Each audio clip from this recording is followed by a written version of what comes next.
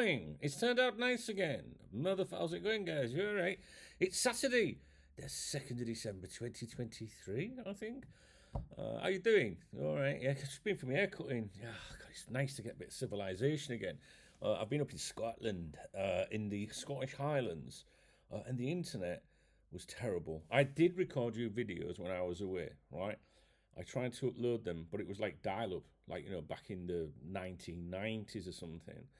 I two of my videos, one said upload time estimated 6 hours, and one said 8 hours, right? So it just couldn't happen. So, but I left the Scottish Highlands, and I am now back in England. Yes, in Newcastle. Right next to St James's Park. I had a little walk around the stadium yesterday. If you follow me on Instagram at Duncan Oldham, you'll have seen maybe a couple of photographs and videos from there. So how you doing? You all right? You'll be glad to know that I am going home this week. Yes, I'm flying back to Spain later in the week. I've got to go down to Scarborough, my hometown, before I go back. I want to say goodbye to my mum, which is a one-sided conversation because she's in the graveyard. But I can't, you know, I like to just go and say goodbye to my mum before I go back to Spain. I don't know. So I need to do that, say goodbye to my family, and we will be back in Spain later in the week. So you'll be delighted to know, I think, those of you that do participate, that obviously there will be Saturday night streaming next Saturday. However, because I've really missed you guys, we're going to do Friday Night Frolics next Friday, or this coming Friday, all right? So I don't know what date that'll be, 9th, 8th? Is it the 8th? Friday the 8th, 7:30pm UK. Come along. It's not going to be too mental, I hope, because I do want to do Saturday night as well. But some of you like Friday, some of you like Saturdays, and I've really missed you. I've really missed you guys. So that's that. Right. There are many, many things that I would like to talk to you about. So you don't have to listen to the ITKs on Twitter anymore, you know, because Big D's coming back. You know what I'm saying? Big D. The only thing that I've got big is my belly after this trip, I tell you. So Kylian Mbappe, can we just stop it? Can we just stop that now? I've seen some discussions, you know, across Cop Talk and social media and things like that, you know, about Mbappe. And every time I see his name mentioned, I put this face on. I put my Victor Meldrew face, you know, because I'm a bit miserable like that. Just stop it. Do we even need to have a conversation about it, really? We have a chat room, which you are more than welcome to join us in. If you've got a mobile phone or a desktop or laptop, wherever you're watching this video, if you put into your browser T for Telegram, t.me/Cop Talk Chat, one word, that will prompt you, I think, to download Telegram, which is a free app, and you can join us in there. You know, you can just use a username. You don't have to put your real name, and your telephone number's not displayed to anyone or anything like that. And we have hundreds of people in there talking about Liverpool all the time. And it did come up in conversation yesterday in there. You can also go to t.me/Cop Talk News. I do put news snippets out on there as well. But the chat room is Cop Talk Chat. I'd love you to come along. And people are again talking about the Mbappe stuff. And I was laid in bed last night, this very bed behind me. And I'm a bit of a saddo, mate. You know, when you turn the lights out and all that and you're supposed to go to sleep, I laid there and I think about Liverpool and what's been in the news and stuff like that. I don't know why I do it. I probably like to think like, this is what I need to talk about this tomorrow, that kind of, and I knew I was going to make a video today. And I was laying in bed and I was thinking to myself, is this like club propaganda? You know, because a lot of people think that. People think, oh, here we go again. It started already. The club putting out that we're going to do this, this and that. You know what I mean? Is it that, right? Or is it just these deluded Twitter ITK numpties that are trying to generate interest in their accounts and generate revenue? And that was basically what I was asking myself laying in bed. Which is it? Not because I'm not like, I don't get caught up into the Twitter ITK stuff. I don't really pay any attention to it. I reference it because people will come to me and they'll say, "Dunk, have you heard this?" And someone said it yesterday in the Cop Talk chat room and said, what did they say? Something about FSG, a continuing dialogue or something with Mbappe, you know. And I was like, well, where did you hear that? So I asked people where they hear things, you know, when people say it, because that's the first thing as to whether you want to like pay any more attention to it, right? So if someone comes to me and says, "Oh, have you heard about this?" and I go, "Where did you hear that?" "Oh, it's some guy on Twitter." It's like, don't waste my time, all right, please. Um, so, but I'm trying to think like how you guys see it, not just how I see it. Like I think, do people think it's the club and propaganda, or do people think the Twitter stuff is genuine? I don't know. What do you think, guys? What do you think it is? Why are we hearing it again? The third option, of course, could be because it's completely true that Liverpool Football Club are going to try and sign Kylian Mbappe. What is it? Is it club propaganda? Is it um, people just trying to spread rumours to gain interest on social media? Maybe even journalists. Let's be honest. We've seen journalists comment in the last few days about it as well, right? Not journalists that I would pay any attention to, but they want the name to be in there because it generates. We used to say, didn't we? It sells newspapers. I don't think it really does sell newspapers now. It generates clicks, you know. And I've got to be honest with you. When it comes to clicks, it used to annoy me over the years when people say you're only putting it on for clicks on your website. You don't. You only make money from advertising revenue, right? If you like, on a website, right? The adverts. And what I find is whether I put a normal news article on or an exciting news article on, it doesn't make any difference in terms of the revenue it generates. Not for me personally.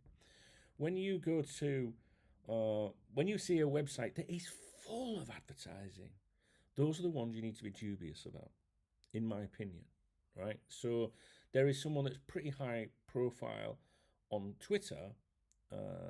When I say high profile, because they're churning out the kind of exciting clickbaity news that maybe the gullible supporters want to read or want to believe, right? So get driving a lot of traffic to their website, which is plastered in advertising. Because let's be honest, if you've got 10 adverts on your website page, you're more likely to get someone click one of those 10. You know, someone by law, someone's going to click one of those adverts somewhere. If you go to Cop Talk, for example, there's only 2 or 3 adverts or something on the front page, I think. So, and people are probably not even going to click on them anyway. They're pointless, right? So, for me, I try and generate revenue to keep the website and the whole Cop Talk thing going. But I think that I find it better just to have subscriptions and membership. I hate that. But it gives people the option. They say, I like donkeys, all right, I'm going to get him a beer, like, you know, or a pork pie, the way things are going at the moment. And then you don't have to plaster it with adverts. Do you know what I mean? I don't know. We're going off into website stuff which might not interest you, but it should do really, because behind the people making the claims, you have to know what their motives are, right? Is it a genuine supporter that's like really like doing their best to provide you good content, like Adam Naylor, for example, a great YouTube channel, a friend of mine, okay? I really like Adam. I think he's a good lad, and I think his intentions are absolutely genuine. Or is it one of these other numpties? Right, when that makes it sound like he's a numpty. He's not. Is it a numpty, you know, from social media, or someone that's got a real commercial objective? And the people with commercial objectives are more likely to tell you about Kylian Mbappe. I guarantee you, if you watch a video by Adam Naylor, for example, and I always mention Adam because there really isn't many real sincere people that provide content, guys, within this community. I've got to be honest with you. I guarantee you that if Adam Naylor has even touched on Kylian Mbappe, because like me, I reckon he's thinking, oh, right? If he has, I bet you he's dismissed it, right? I bet you Adam Naylor hasn't made a video clickbaity, you know, oh, there's a chance we might sign Kylian Mbappe, which there's always a chance you can sign someone, right? And I think the ones that want to mislead you and are doing things more for commercial reasons, I bet they're the ones that are making the excitement. Oh, it might happen, guys, because then the next update, people want to know more. It really does matter who's saying these things, guys. My content's very different, right? I don't have these. What's going on here? My screen went off. There we go. Sorry, it was updating some software. I don't need to sit there in a Liverpool shirt with a scarf around me or a fancy background. Do you know what I mean? And a big expensive microphone and that. You know, to be more credible or whatever. I don't need to do that. I offer a different take on things, and from my experience, which is 25 years of running Copter, I don't know if I've ever mentioned that. I know a lot of what fucking goes on. Trust me. And I don't just mean I mean like in the whole community and what people do. So I don't know. Maybe I'm patronising, or maybe I think that you're naive and you're not. Let's look at it this way. I'll rephrase it. The people that are talking about Kylian Mbappe at the moment, right, are journalists that we wouldn't pay attention to, so they want more interest, more exposure. Twitter numpties that you should never pay attention to. Excuse me. In Spain, when you sneeze, you don't say bless you, you say Jesus. Jesus. It's true. Jesus. I was going to say something a bit rude about that bed behind and Jesus, so it doesn't matter. I'm nearly back, guys. A few more days, I'm going to be back. I'll be back in that kitchen next week, man, making cups of tea. You see, I'm authentic. You see, I won't be editing my sneezes out. Fuck that. So, I mean, I could put these on my Ronnie and Reg's craze, you know, to make it like. Look, I don't know what I can talk about. I can't believe I made a video about Kylian Mbappe for fucking 12 minutes, and you'll still get people moaning. Right, what was I saying? I think that the people talking about Kylian Mbappe are either people with a commercial objective, journalists that want more exposure and need to get traffic to their websites or whatever, or publications, and the deluded supporters that are out there that desperately want these things to come true. I don't mean to be deluded and say, you know, in a negative, nasty way. I just mean like, well, they're just deluded. You know what I mean? They really want it to happen, so they start to believe it. And that's one of the big things that happens when it comes to transfer stories. That people read so much bullshit that then they start to think there might be something in it. And I don't want you guys to be let down. I really don't. For me, the problem with Mbappe is the salary. You know, the salary. And, you know, even in the Cop Talk chat room yesterday, t.me/Cop Talk chat, you know, there was the fans saying things like, but if we sign him, we'll sell more shirt sales, and that'll offset this, and sponsors this and sponsors that, and Nike, you know, and but the owners don't think like a football supporter. Do you know what I mean? They don't think about the excitement and passion that it would bring. And I think that, you know, financially, Liverpool Football Club can do more, right? Club, as Rafa would say, club, for sure. We can do more. But it's not just about ambition and having ambitious owners. It's about what the knock-on effects could be if you sign an Mbappe. You know, you break in your transfer, your wage bill, so to speak. So then other players, especially when they're performing, can go, hang on a minute, we see how much he's. You could answer that and say, yeah, but he's Kylian Mbappe. But is it? Do you know what I mean, guys? I've watched Kylian Mbappe play football a lot of times, right? And that's because I like a little flutter sometimes. So I'll watch PSG. If there's absolutely fucking nothing on, right, I'll watch a bit of French. I mean, like, I'd rather watch conference football than French football, put it that way. But if I do watch a PSG game, I do tend to have a little flutter, you know, maybe on Mbappe or something.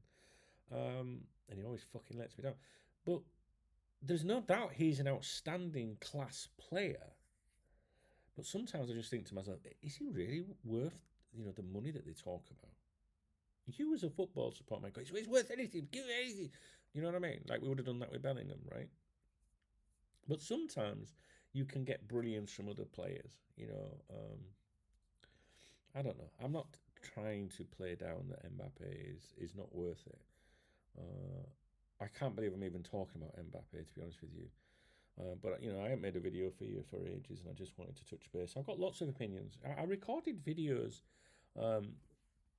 for you while I was away in Scotland. I don't know what my accent's like. And for example, I recorded this video for you. I don't know where it is. I think I might have uploaded it.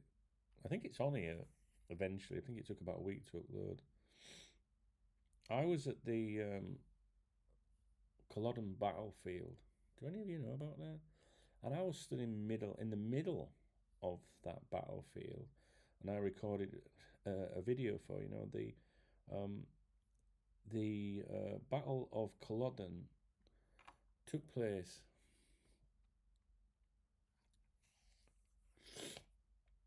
I think 16th of April.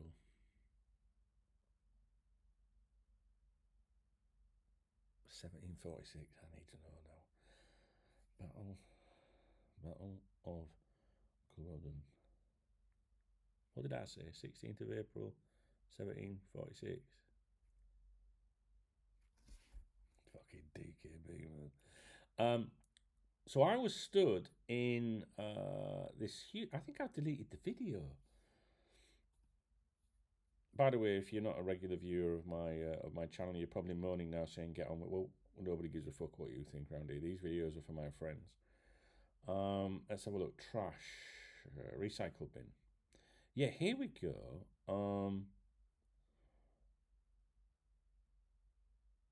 I recorded this video for you here.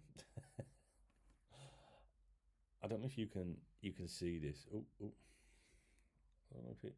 Do I have to tap it? It's not. Oh no, that's made it worse. I was very excited, telling you that look, guys. I'm in the Culloden battlefield. Anyway, and it was absolutely coming. You can see the snow and sleet coming down on me. I recorded this video for you out here,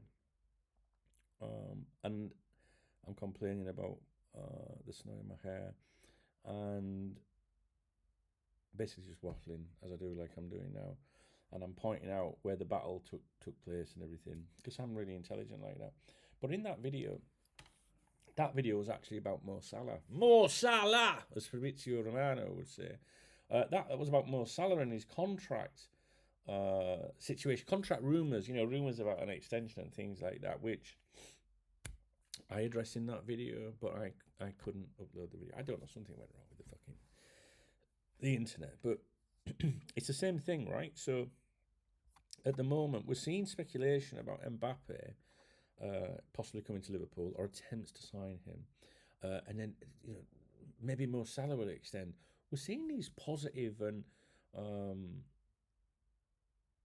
warming stories at the moment, and we've just entered December, and these stories have started since the end of November, which is when I said to you, I say this all year round. But as we approach November, I always say to you, look out for stuff around the third week or fourth week of November, all right, ahead of the January transfer window, because that's when you tend to get more credible transfer stories or suggestions about the January window. Now, I don't think that we've really seen anything at the moment, but what we have seen at the same time is these suggestions come up about Mo Salah and his contract and Kylian Mbappe coming to Liverpool. So then it pushes you in the direction of, is this just club propaganda? Do you know what I mean? I know this is a poor video. I'm a bit out of sorts with everything, but I was going to make individual videos, to be honest with you. So, I don't know, I'm waffling. I'm tired. I'm fucking knackered. You know what, guys? I've been away from home for weeks, and as nice as it's been coming over and seeing my son, seeing my daughter, my grandson, my family, and other people, I miss me home, and I miss Remy, my dog, you know what I mean? And I'm really looking forward to getting back. And believe it or not, when I go out and do things, if you've seen in my Instagram pictures at Duncan Oldham, you might look and go, that's a nice picture. Dunk's out enjoying himself. But you know what? I'm out there. I take the picture and I think, I'd rather be at my computer or making a cup of tea talking to you guys. I don't know if that makes me sad or not, but I absolutely love interacting with you guys, which is probably why I'm enjoying this video and just rambling about nothing, really. Well, there is a message in this video. The message in this video is, don't be so fucking ridiculous when it comes to Kylian Mbappe. But there's also the question that I'm posing to you. Do you think there's truth in the killing Mbappe stuff and that's why you're hearing this? Or do you think it's just the media and Twitter numpties, people just trying to gain interest, whether they're a professional organisation or some clown on Twitter, or is it club propaganda? And then why are we hearing this stuff about Mo Salah as well? Is it coincidentally timed around the time when we should be talking about possible recruitment in January?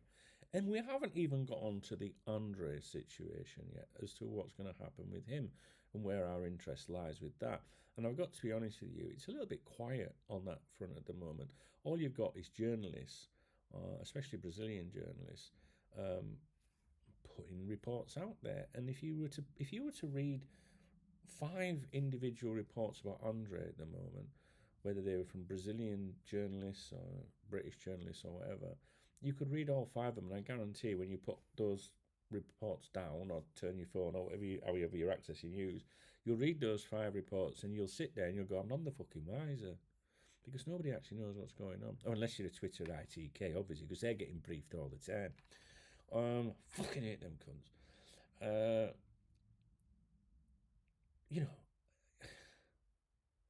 This is what I believe, right, when it comes to André. I believe if he went to Fulham or anyone else, we didn't want him. That's it. And you might see headlines saying Liverpool miss out on, or André turns down Liverpool. No, I'm not having that. Do you know what I think now? Because that's what I've been saying for a few weeks. What I think now is that André is possibly, I'm not going to go all out and say he is, but he's possibly stacked. He's possibly in the back. Liverpool know if they want to get him in January, they can have him. Right? Like we saw with Ravenberg, or Birch, whatever the fuck you call him. Right? Him. You remember I said this to you all through the summer before he was anywhere near completing the deal. And I said, I think, that sounds like he's... In fact, I think I said it before the window opened, and I said he would either be the first signing or the last signing of the window. Right? And I gave my reasons for that. I'm not going to go into that now. With André, right, I think it could be a similar situation. That André could be stacked. Now, stacked is a term that I conjured up. Yeah, it's true. And when I say stacked, that's where Liverpool know they've got that deal if they want to make it happen. Now, don't get me wrong. They can push it and push it and push it and lose out. Because you've got to, if you take the piss and you don't follow up and put that deal through, somebody else might come in, right? But my personal opinion, my hunch, that's all it is, right? I'm clutching, I'm guessing, right? My opinion is that he is stacked, right? Which means that Liverpool know they can afford this. The player wants this. Everyone's fucking hunky-dory, happy. They will sell. We can do it. Stacked. Which means Liverpool are going, right, we can do that. But let's just keep our options open and see what transpires. But the longer that goes on from being, in that attitude, things can change. The club that owns a player can turn and say, look, you're taking it. Now we want another 5 million, fuck it. Or he's off here. Or other club, and them clubs and the agent will be saying, hang on a minute, they'll start, offering the player around to other people, like Fulham, for example. I think he's stacked. And if the deal doesn't happen, and even if someone like Joyce, or Ornstein comes out, or James, our friend James Spears, if any of them came out and then went, Liverpool never had any interest, to me, I'd just think, Liverpool just chose not to push it through. I genuinely believe, guys, honestly, right, I think he's stacked. I think that deal can happen. I do. I think that deal can happen. Everything suggests it can happen by the amount of credible stuff that we've heard, or that I've heard, or that we've spoke about on here before I went away. I think it can happen. And there's the not so credible things that you hear. And you can read all of that, digest it all, and then come to common sense and think, yeah. So for me, I think that deal's stacked. I think Liverpool could sign him in January, and I wouldn't believe anything that the club put out via Joyce or someone, or any of the journalists say, or he turned us down, or this, that, So if he is stacked, why are Liverpool not doing it? That's what you've got to suggest to yourself. One, maybe, to cut corners financially. I don't think it would be that, because I think, why go in the first place, right? maybe they would be looking at alternatives, something else, or trying to convey to them, to the manager, can we get through to the summer? Do you think? Can we blag it?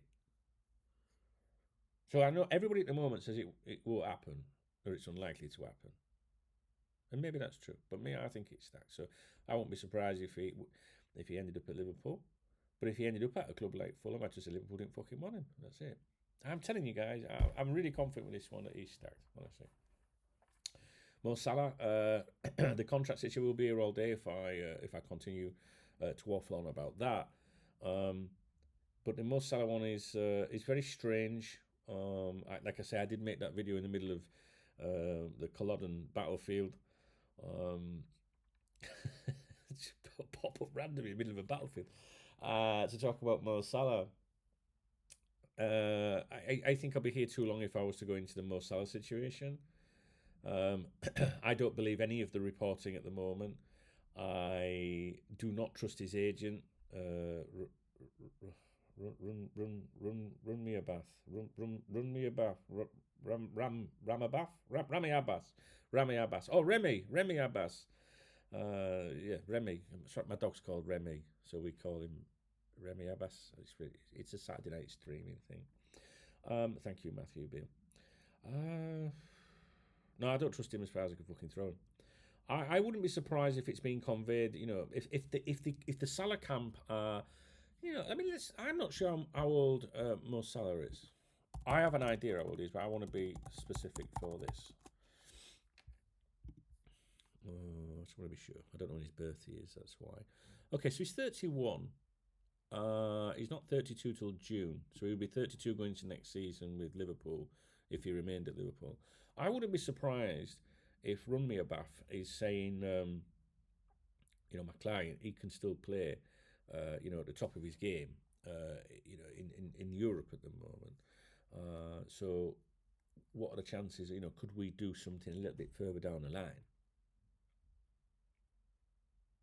That would explain why we've seen these suggestions that Salah would be willing to stay in Europe a little bit longer. He's maybe edging his bets. We all know about the Egyptian plan, right? You do know about the Egyptian plan, right? I don't know if I can be bothered. It's on coptalk.com on the main site, but, he's Egyptian, right? So it would be a big deal for him to go and play for Real Madrid. That was always the plan, the career plan, was for him to go to Real Madrid. And big business, sponsors in Egypt, politicians, businessmen, very influential people in Egypt wanted him at Real Madrid as well as he wanted to be there himself. And you may remember that during the pandemic, the ever so shy Mo Salah, or as Fabrizio Romano would call him, Mo Salah! It's some of these things that you've got to have been around here a long time if you don't understand why I shouted that. Mo Salah, during the pandemic, decided to give interviews and speak very highly of Barcelona, I think it was at the time, because I think he realised that the opportunity to go to Real Madrid wasn't there, and then suddenly it was like, oh yeah, Barcelona are a nice club as well. Okay, so kind of the Egyptian plan. But the plan was always for him to go to Real Madrid, and that never materialised. Then he started flirting with Barcelona during the pandemic. Never does interviews really, but decided to do one during the pandemic, masked up, meeting people and shit like that. Very, very strange behaviour. Obviously, allegedly instigated by his agent to get, because then within days of that interview, if you remember, it was all over the Spanish front pages of the football papers and that, you know what I mean? But nothing ever came of it. And then we've seen the excitement of the Saudi League, okay? Now, what could go in our favour, maybe, is that some of these players that have gone out to Saudi around all the hype are saying it's shite. All right? So, if you're motivated by money, then you go to Saudi and you don't give a fuck. If you are a proper athlete, like me, right, at the top of your game, right, in terms of finding the Gregs nearby. Oh, I can find the Gregs. I'm definitely at the top of the game when it comes to reading Google Maps when there's fucking Gregs nearby. Not that you need one in Newcastle. There's one in every street corner. And I haven't been to Gregs anyway. If you're at the top of your game and you're a proper athlete, right, and if you're going to Saudi Arabia, that's the end of your career. Yeah? A bit like going to America has always been that, right? The MLS. And if you're at the top of your game, do you really just want to go and play in a farmers league somewhere? The only reason you can do that is for money, right? Obviously, there's connections, Mo Salah, to that environment and that culture and all that sort of thing. But if you're Mo Salah, you're probably thinking to yourself, fuck that, I can get another year. You know, if people are coming back and saying it's shite, maybe you're thinking to yourself, well, maybe we could delay it for a year. Maybe we could delay it for a year, and then I'll go out there. So you would have if you're Mo Salah, you'd be thinking that. It's very plausible, right? So you're Mo Salah, you say to run me a bath, right? You say, look, it's the end of my career if I go out there. Right? We'll take the money then. See if the silly fuckers will still pay me all them zillions a year from now. They're going to turn around and say, if you commit to us, right, some sort of agreement to come out in a year's time, yes, we'll still do it. So if you're Mo Salah, then you can say to yourself, all right, I can go back to Europe, play European football for at least another season, and then I could go. And this is what I'm saying about common sense and just bouncing around conversation and ideas. You don't need to be a Twitter ITK wannabe wanker, right, to come up with this. This is just common sense thinking, surely, guys. Do you know what I mean? If he's loving his football and he's at the top of his game and he's still prolific, right, then does he really want to go in a league where there's players out there now that have gone out there that are trying to get moves back? Maybe the hype's done now, yeah? Because he's not as, some of the big names that are out there are older than him. I just think it's fucking common sense. I think if you're Mo Salah, you get your agent to speak to them and say, well, can we do this in a year from now? I promise you I'll come in a year from now and play football in your league. I want another year with Liverpool or whoever, right? They say, yeah. Rami Abbas, he's still going to get his fucking paycheck as well. Salah goes back to Liverpool and says, hey, I could be tempted into playing for another year. Bit more money in the bank, right? Gets another year, right? And bows out and then finally fucks off out there to finish his career. It would make sense. And I think that is why we are seeing the suggestions of him staying another year. I do. I wouldn't be excited if Mo Salah signed another contract. I know he's still got time remaining on his contract, okay? So you could say to yourself, why extend? I just think that if you've got the security of, like, if you're a player with 12 months, 18 months on a contract, even if you're thinking, well, I'm going to go at the end, just gives you a little bit more security, something, and more importantly, it can make an exit easier. How many times have we seen high-profile Liverpool players chased by the likes of Barcelona, Real Madrid, or whatever, and then a Liverpool player signed a contract extension during the height of the speculation? Everyone's gone, say, I told you he loved playing for Liverpool, he was never leaving, and then 3 months later he fucking leaves, right? It just makes the exit a lot easier sometimes for maybe the buying club, the player, the agent, the selling club. There's more of an understanding. There might be something that's not too clear in the contract, like how come, I'm not sure about that. We've all got different opinions about it. Well, I'll tell you what we'll do. Let's rewrite a contract and make it easier. You know what's happening, we know what's happening. Liverpool could even be briefed now and told that maybe Mo Salah is thinking of going out there in another year's time. So Liverpool turn around, what do they say? Liverpool are going to turn around and say, well, we'll still get some coin from it if he's within contract. If he's out of contract, we're going to get fuck all. Extend the contract, right? Make it easier for everyone involved for it to happen. Mo Salah and his agent are out there saying, right, this is what we want, we'll do it then, blah, blah, blah. All possible discussions. Is it true? I have absolutely no idea. Don't know, guys. I'll be honest with you, I don't know. Just like they don't fucking know that write news for newspapers and those clowns on Twitter that steal stuff off Cop Talk members' website in the first place. No names. So, these are things, just discussions that go on, right? Now, somewhere along the line, someone might object to it. The Saudis might say, no, we're not doing that. Or, we'll do it, but we're only going to give you this. Ooh, don't like the sound of that.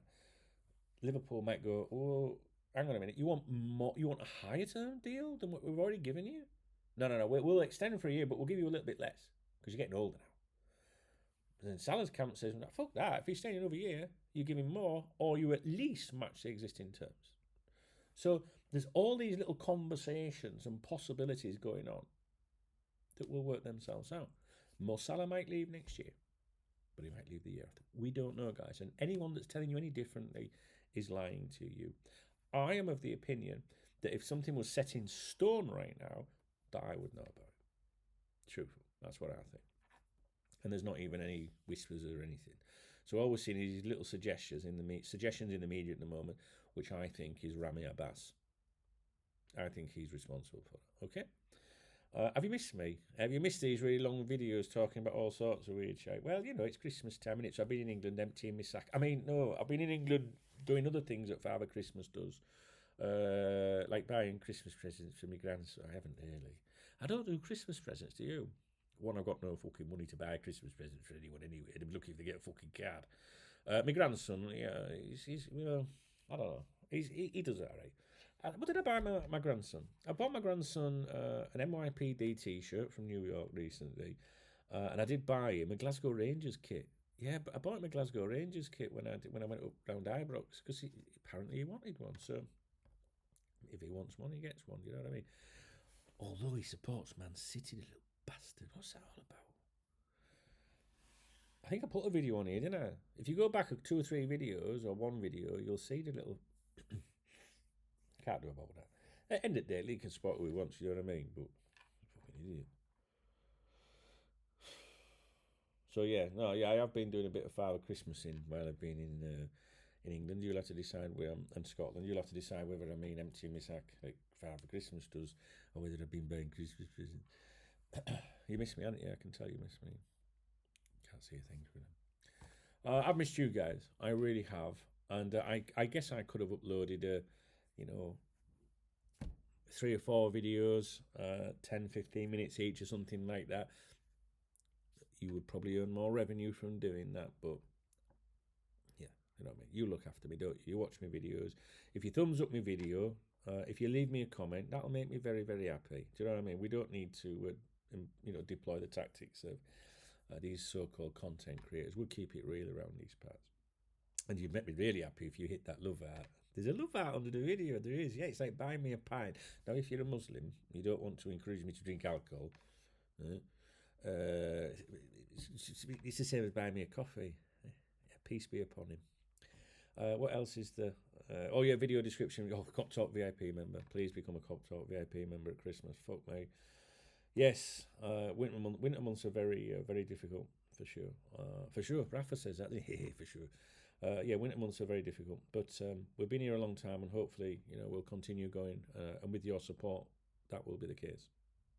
I do appreciate you watching. I really hope you guys will join me on Friday, this coming Friday, the 8th of December, for Friday night frolics, right?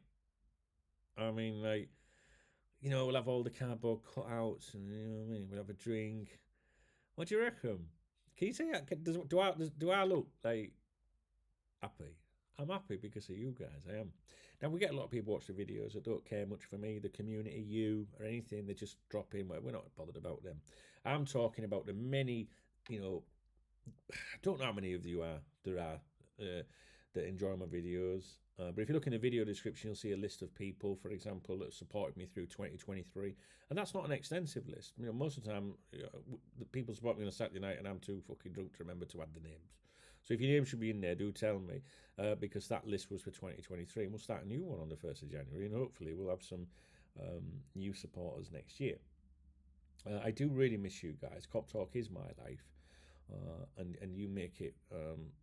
You help me, in many ways. Sometimes a comment, just a comment when I'm having a bad day or feeling sad or for whatever reasons. Christmas is a sad time for some people. You might leave a nice comment, and I smile at that. You know what I mean? And I'm not taking a piss. It means a lot. So a thumbs up, a comment, it costs nothing. And it really does help me personally. So I hope you've enjoyed this video. I'm sure it's all over the place.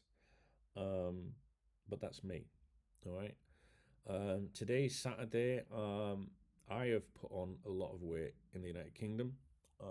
I'm looking over there at 2 little cases of t-shirts that no longer fit me. I'm not even joking. But when I get back to Spain next week, I know that I'll be a good boy, so I'll be all right again. But it's very difficult when you're in England to walk past a grace. Don't have anything like that where I live. Nothing. And to be honest, I've not even been in fucking Greg's. Well, I've been here for 3 weeks, I think. But I've been in similar places. And I've been looked after as well. Do you know what I mean? Especially when you see your family and it's like, come on, you know. I've been looked after. I'll speak more about that on my trip when I get back. After my trip's concluded, sorry. But I have gained a lot of weight. But today I am going out for a drink. It's very difficult not to have a pint of cider when you're in a British pub. Not one of them poxy Spanish bars, flash bars. I mean, they're all lovely. They're nice, you know, and you can sit out in the sun. But you can't beat being in a British pub, you know, with a fire roaring and just ordinary people in there, you know. I was in the barbers earlier. I went and got my hair cut earlier, and I was in the barbers, and I'm in Newcastle, and I love these guys up here. They're great. And I was just listening to the conversation next to me. I couldn't help but listen. And the guy was saying, not seen him. He says, not seen him since he married that Deborah. And he went, looked behind cutting his hair, like, you know, and he's like, aye, why? What's going on, like? He says, well, he's been with her, like, you know, now, and she's got 5 fucking kids. She's got 5 fucking kids. And he went, nah, she fucking hasn't. 5 fucking kids. Nah, nay's not from round here, is it? No. He says, you're fucking joking. He said, no, 5 fucking kids. He's got 4 fucking kids. That's 9 fucking kids. No wonder he's not out anymore. They need a council minibus to take him out. Oh, that's fucking howling. I'm just sat there listening to it, like, you know what I mean? They're not trying to be funny either. It's just a conversation. And I think that when I venture out into the city of Newcastle this afternoon, that I like to go into a bar, an English bar, pub, stand at the bar with a proper pint, not a vodka and Diet Coke when I'm being good, trying to lose weight because there's no sugar in it, no carbohydrates. And just have it, because you can't go. First of all, the fucking hell it costs. I mean, did you see how I pitched my voice went in? Sounded like fucking him out of a Beverly Hills Cop. I ain't gonna fall for no banana in the tailpipe. No, they, you know, like a, you know what I'm saying, girls. That's about an inch, isn't it, girls? In England and Scotland, whatever, fucking cost of ale here. I live in Spain. It's about 50 pence a pint over there compared to here. Fuck that. We can't be getting shots here. Well, you might get shot, but what I mean is you can't be getting a vodka and diet. No, it's not the same anyway.